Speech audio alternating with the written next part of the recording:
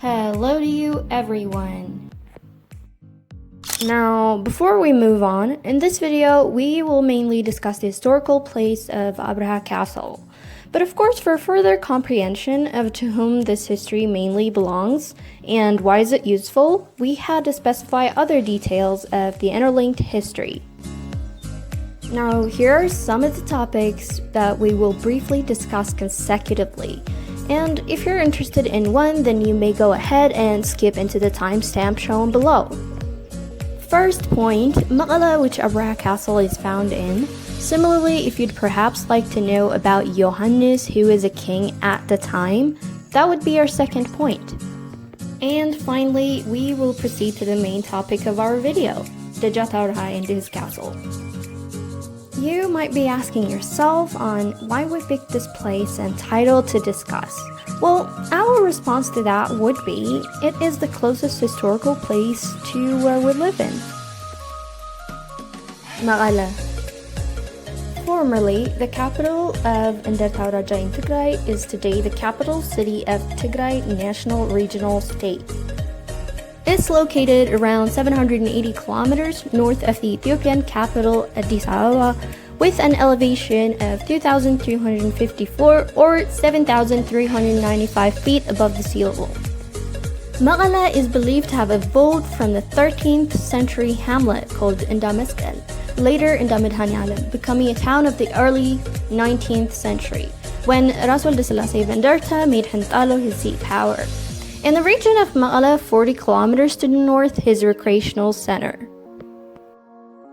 And by the way, we were given to understand that this castle is now serving as a hotel. So we're just going to the castle to remember and to get the vibe of the history. But we knew beforehand that we wouldn't get as much as historical glances, given that it's not a museum. Now, I completely have no idea why that is, but let's just move on. Now, we finally arrived at the castle and went to the first house that we saw, and it appeared to have lots of historical commodities.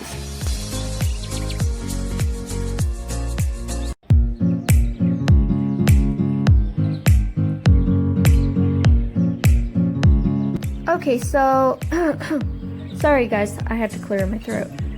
Okay, so having that said about Mekelle, the credit for Mekelle's growth into a regional capital goes to the greatest atse yohannes, otherwise called yohannes, who made Mekelle political capital of his expanding state. He must have chosen the place for its strategic proximity to both rich agricultural areas of readathon and to Afar Salt country. Mekelle's position on the road to Shoa, the power base of Yohannes' main rival, Meron, could have been another factor. 3 institutions still important for modern Mekelle were founded by Yohannes. Okay, so the first point, the Grand Palace built in 1882 up until 84 by his architect Giacomo Neredi. You'll have to excuse me for the bad pronunciation of the names, because I can't even tell if it's Ethiopian or not. Together with the engineer of Engadashet Shimper, and still forms the nucleus of Mekelle. Second point, the large market of dejazmach, Monday Market. Third point, the church at Meron Medhanyalam built after the return from readathon campaign in 1871. Now, as I said before, you might find this somehow unnecessary detail if you came here for a specific title or information, so try to follow the timestamp. Now, 3 historical epochs sustained Mekelle's urbanization in the 20th century. The first was the advent of dejazmach Abra, governor of Eastern Tigray, with Mekelle as his capital. Abra imitated his cousin Yohannes by establishing his own splendid palace, which is now called the Hotel Abrha Castle, on a hill facing a grand palace. Now, he definitely had his own reasons to do that, which we won't cover in this video, but we're grateful for the quality video idea he gave us. No, I'm obviously kidding. Moving on. A new Saturday market, Edaga Sembet, and a new church, Selassie, all of which were situated to the south of Mekelle proper. Likewise, he attracted various occupational groups including Muslim traders, women service vendors, and army retainers. Now, consequently, in the 1920s and early 1930s, Mekelle witnessed a remarkable growth in trade. Dejazmach Haile Selassie Gugsa renovated the palace in the center to use it as his seat. Now, I want to take a moment to appreciate the architecture of the building. It's awesome.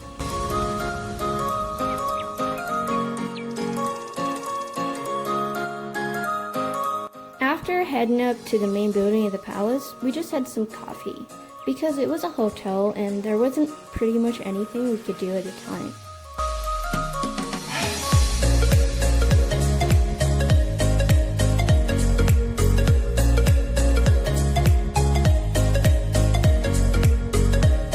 Okay, so the coffee they served was so good, but I had to spill some sugar in the table because that's me, messy.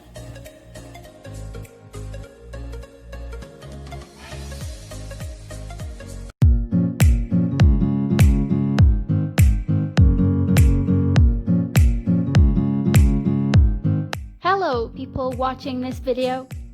So let's just dive straight into the part where we basically talk about the castle.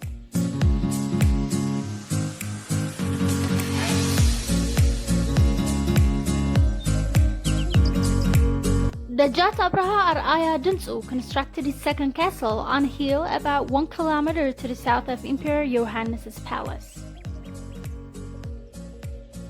His former castle was built on a village called Felagda'aro, which is 9 kilometers away from northeast of Mekelle. This castle is abandoned and proper heritage conservation hasn't been taking place in Dejazmach Abreha's former castle, which is in Felagda'aro. Well, we might actually go there soon, so stay tuned. The later castle was also built in the early 1900s. Foreign engineers participated highly on the construction. The woods which were used as beams, ceilings, and other architectural services were brought from a local forest located in northeast of Mekelle, which is known as Desa. The type of stone used to construct the castle is limestone. The construction of the castle gave the new town Mekelle an air of glory and agglomeration of population around the castle. Right after the Battle of Koram or Hashanga in October 1909 and the defeat of Dejazmach Abreha by the forces of Emperor from then, his castle was really abandoned and left to be unimportant any longer. This phenomenon made the population around the castle move to the previous center of the town around Emperor Yohannes' palace. Abrha Castle was then rebuilt by Ras Mengesha Siyum in the years of 1962 up to 1967. So that's when it's changed into a hotel.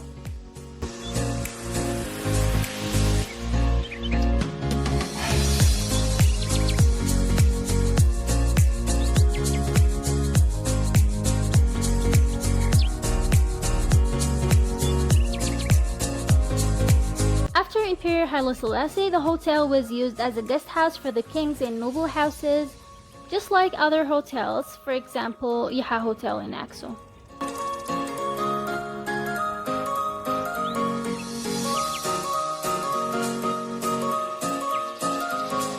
In the regime of EPRDF, Abrha Castle was actually administered under Guion Hotels until very recently.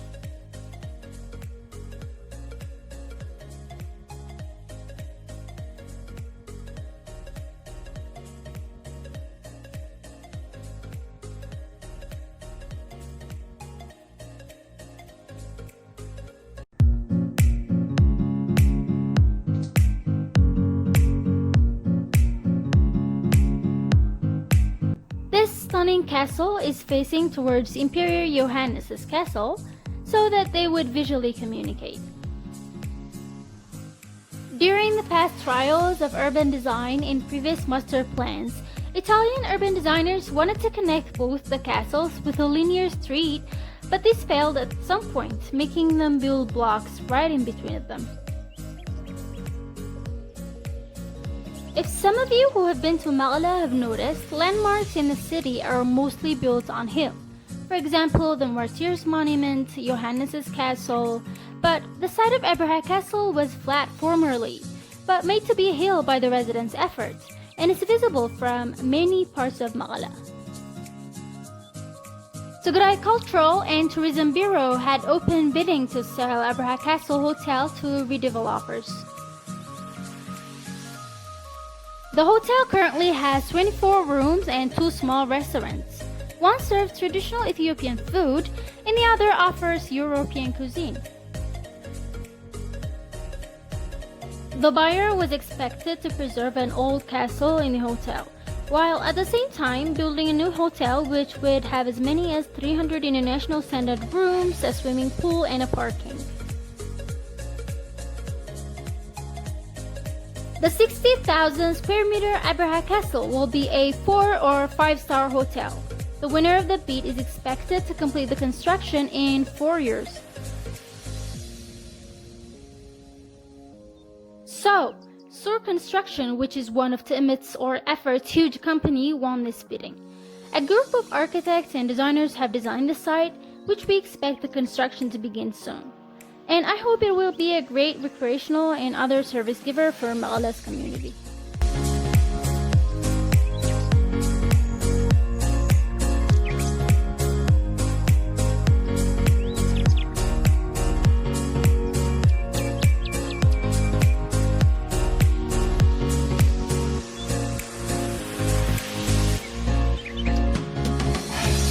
Our journey in Abrha Castle Hotel, which was the residence of the dejazmach Abra from 1872 to 1917, that is built on an artificially raised landscape and has served as a hotel since 1960, has officially ended.